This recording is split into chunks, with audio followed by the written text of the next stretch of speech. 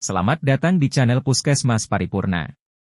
Kali ini kita akan membahas tentang panduan praktek klinik untuk kasus seperti di buah ini. Migrain. 1. Pengertian, definisi. Migrain adalah suatu istilah yang digunakan untuk nyeri kepala primer dengan kualitas vaskular, berdenyut, diawali unilateral yang diikuti oleh mual, fotofobia, fonofobia, gangguan tidur dan depresi. Serangan seringkali berulang dan cenderung tidak akan parah setelah bertahun-tahun. Migrain bila tidak diterapi akan berlangsung antara April 72 jam dan yang klasik terdiri atas 4 fase yaitu fase prodromal, kurang lebih 25% kasus, fase aura, kurang lebih 15% kasus, fase nyeri kepala dan fase postromal. Pada wanita lebih banyak ditemukan dibanding pria dengan skala 2-1. Wanita hamil tidak luput dari serangan migrain, pada umumnya serangan muncul pada kehamilan trimester pertama. Sampai saat ini belum diketahui dengan pasti faktor penyebab migrain, diduga sebagai gangguan neurobiologis, perubahan sensitivitas sistem saraf dan afik sistem trigeminal vaskular, sehingga migrain termasuk dalam nyeri kepala primer. 2. Anamnesis. Suatu serangan migrain dapat menyebabkan sebagian atau seluruh tanda dan gejala, sebagai berikut. 1. Nyeri moderat sampai berat. Kebanyakan penderita migrain merasakan nyeri hanya pada satu sisi kepala, namun merasakan nyeri pada kedua sisi kepala. 2. Sakit kepala berdenyut atau serasa ditusuk-tusuk. 3. Rasa nyerinya semakin parah dengan aktivitas fisik. 4. Rasa nyerinya sedemikian rupa sehingga tidak dapat melakukan aktivitas sehari-hari. 5. Mual dengan atau tanpa muntah. 6. Fotofobia, fonofobia. 7. Sakit kepalanya mereda secara bertahap pada siang hari dan setelah bangun tidur. Kebanyakan pasien melaporkan merasa lelah dan lemah setelah serangan. 8. Sekitar 60% penderita melaporkan gejala prodromal, seringkali terjadi beberapa jam atau beberapa hari sebelum onset dimulai. Melaporkan perubahan mood dan tingkah laku dan bisa juga gejala psikologis, neurologis atau otonom. Faktor predisposisi. 1. Menstruasi biasa pada hari pertama menstruasi atau sebelumnya. 2. Perubahan hormonal.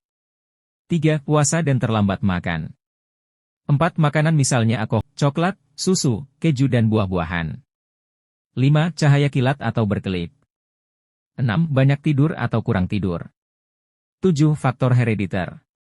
8. Faktor kepribadian. 3. Pemeriksaan fisik. Pada pemeriksaan fisik, tanda vital harus normal, pemeriksaan logis normal. Temuan-temuan yang abnormal menunjukkan sebab-sebab sekunder, yang memerlukan pendekatan diagnostik dan terapi yang berbeda. 4. Pemeriksaan penunjang. Pemeriksaan laboratorium tidak diperlukan, pemeriksaan ini dilakukan jika ditemukan hal-hal, sebagai berikut. A. Kelainan-kelainan sel, metabolik dan penyebab lain yang dapat menyerupai gejala migrain. B. Dilakukan untuk menyingkirkan penyakit penyerta yang dapat menyebabkan komplikasi. C. Menentukan dasar pengobatan dan untuk menyingkirkan kontraindikasi obat-obatan yang diberikan. 5. Kriteria diagnosis. Diagnosis ditegak berdasarkan anamnesis, gejala klinis dan pemeriksaan fisik umum dan neurologis. Nyeri kepala episodik dalam waktu April 72 jam dengan gejala 2 dari nyeri kepala unilateral, berdenyut, bertambah berat dengan gerakan, intensitas sedang sampai berat ditambah 1 dari mual atau muntah, fonofobia atau fotofobia. 6. Diagnosis kerja. Migrain. 7. Diagnosis banding. Arteriovenous malformations, atypical facial pain, cerebral aneuris, childout migraine varians, chronic paroxysmal hemicrania, cluster type HEDAC, nyeri kepala cluster. 8. Penataan. 1. Pada saat serangan pasien dianjurkan untuk menghindari stimulasi sensoris berlebihan. 2. Bila memungkinkan beristirahat di tempat gelap dan tenang dengan dikompres dingin. A. Perubahan pola hidup dapat mengurangi jumlah dan tingkat keparahan migrain, baik pada pasien yang menggunakan obat preventif atau tidak. B. Menghindari pemicu, jika makanan tertentu menyebabkan sakit kepala, hindarilah dan makan makanan yang lain. Jika ada aroma tertentu yang dapat memicu maka harus dihindari. Secara umum pola tidur yang reguler dan pola makan yang reguler dapat cukup membantu. C. Berolahraga secara teratur, olahraga aerobik secara teratur mengurangi tekanan dan dapat mencegah migrain.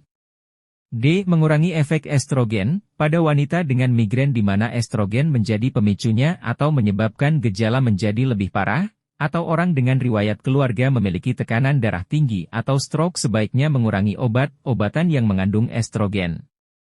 Berhenti. Merokok dapat memicu sakit kepala atau membuat sakit kepala menjadi lebih parah, dimasukkan di konseling. Penggunaan HEDAC diari untuk mencatat frekuensi sakit kepala. Pendekatan terapi untuk migrain melibatkan pengobatan akut. Abortif dan preventif, profilaksis.